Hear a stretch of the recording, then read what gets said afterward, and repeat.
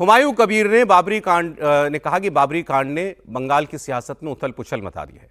बाबरी मस्जिद को लेकर हुमायूं कबीर जिस तरीके से हल्ला बोल रहे हैं, उसको देखते हुए मुस्लिम वोट के बल पर कुछ इस चुनाव में रेलेवेंट बनने की कोशिश वो कर रहे हैं, लेकिन ममता बनर्जी के लिए आने वाला वक्त, चुनावों का वक्त मुश्किल वो करना चाहते हैं। इस बीच हुमायूं कबीर ने ममता बनर्जी को एक और झटका दिया। उन्होंने कहा कि वो 2026 के चुनाव में ओवैसी की पार्टी AIMIM से गठबंधन करेंगे।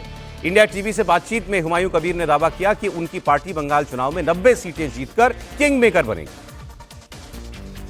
सीट है 90 सीट, और 90 सीट में शानदार मुसलमान के लिए वोट देने के लिए, चुनाव में निर्वाचन करने के लिए मेरी उम्मीद है।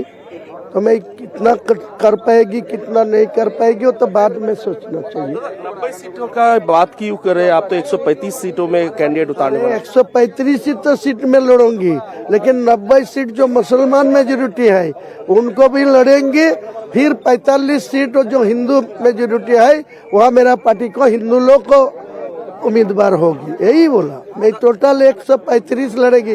मेरा साथ ओवैसी साहब आएगी, ओवैसी साहब को शेयर दूंगी, ओवैसी साहब को साथ गठबंधन करेंगी। तो क्या बंगाल के ओवैसी आप हैं?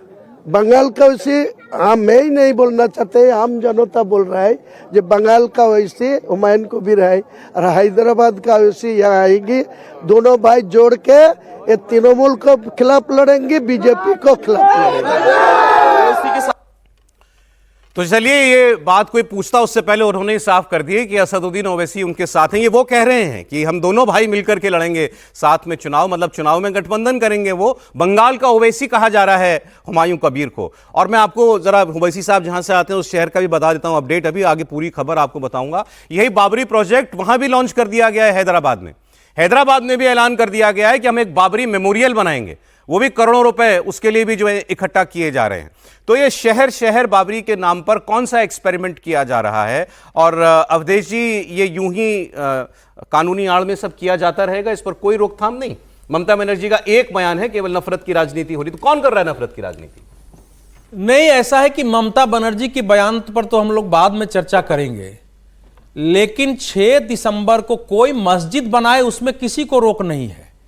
लेकिन 6 दिसंबर को बाबरी के नाम से मस्जिद बनाना और उसकी नींव डालना, उसके साथ साथ यह घोषणा कि यहां एक बहुत बड़ा मुसलमानों का सेंटर बनेगा, जिसके लिए हम अलग से इस्लामिक केंद्र बनाने जा रहे हैं, इस्लामिक अस्पताल बनाने जा रहे हैं दुनिया भर के मुसलमानों के लिए, इस्लामी मेडिकल कॉलेज बना रहे हैं, अलग हेलीपैड बनेगा और सारा एक केंद्र होगा। यहां बड़ा मदरसा भी वहां बनेगा। वो तो बाबर जो बाबर उज्बेक से चला था, उज्बेक के इतिहास में उसको उज्बेकी डंकू कहा जाता है।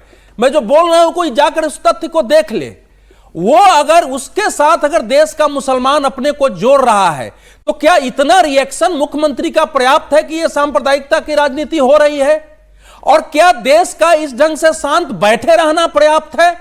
किसी भी देश में जहां जनता जागरूक नहीं होती है, जनता अगर इस प्रकार के कट्टरपंथ फंडामेंटलिज्म के खिलाफ अगर सड़क पर नहीं उतरती है, तो सरकारों पर भी दबाव नहीं होता है, राजनीति पर दबाव नहीं होता है, प्रशासन पर दबाव नहीं होता है, और न्यायालय भी उसी अनुसार फैसला करती है। हाई कोर्ट ने ठीक कहा है कि हम मस्जिद बनाने का किसी को अधिकार है, हम क्यों रोक लगाएं। लेकिन हाई कोर्ट ने यह नहीं सोचा कि बाबर के नाम पर बनी हुई मस्जिद को सुप्रीम कोर्ट ने नकारा था कि उसके पहले वहां हिंदू अवशेष हैं। अलग अलग तथ्यों के आधार पर नकारा था, और इसीलिए उस ध्वंस को उसने, भले विध्वंस को उसने एक समय क्रिमिनल कहा था और मंदिर बनाने की अनुमति दी थी। क्या हाई कोर्ट इस बात पर विचार नहीं कर सकता था, जो संज्ञान लेती हमारे देश की कोर्ट, कि इसके करने से देश में सांप्रदायिकता पैदा होगी? क्या हाई कोर्ट ने बंगाल का इतिहास नहीं देखा कि विभाजन के सबसे बड़ा दंगा पहले वहीं हुए थे? जो ये उस समय तो हाई कोर्ट ने नहीं देखा। अब सर, विभाजन तक क्यों जा रहे हैं? अभी कुछ महीने पहले जो हिंसा हुई इसी मुर्शिदाबाद में हुई थी, इसी पर मैं आ रहा हूं, जहां गांव-गांव चला। सर, ममता बनर्जी जब मुर्शिदाबाद की हिंसा हो रही थी, जहां की नलें बंद कर दी गई, जहां की तालाब में जहर डाल दिया गया, जहां महिलाओं के कपड़े उठा लिए गए, लोग वहां से निकल गए, और ममता बनर्जी दूसरे दिन कोलकाता में खड़ा होकर के इमामों के साथ बैठक कर रही थी कि मैं आपके साथ हूं। सार्वजनिक सभा थी, और ये आरएसएस बीजेपी ने कराया है और बांग्लादेश से लोगों को बुलाई है, और 16 दिन बाद वहां की यात्रा पर गई है। और अभी तक उस पर जो कार्रवाई होनी चाहिए नहीं होनी चाहिए। और यह जो हुमायूं कबीर है, इसने कहा था कि हम 70% मुर्शिदाबाद में है, यहां भाजपाइयों को, भाजपा के समर्थकों को खदेड़ के भगा देंगे। इसने खुलेआम घोषणा किया था।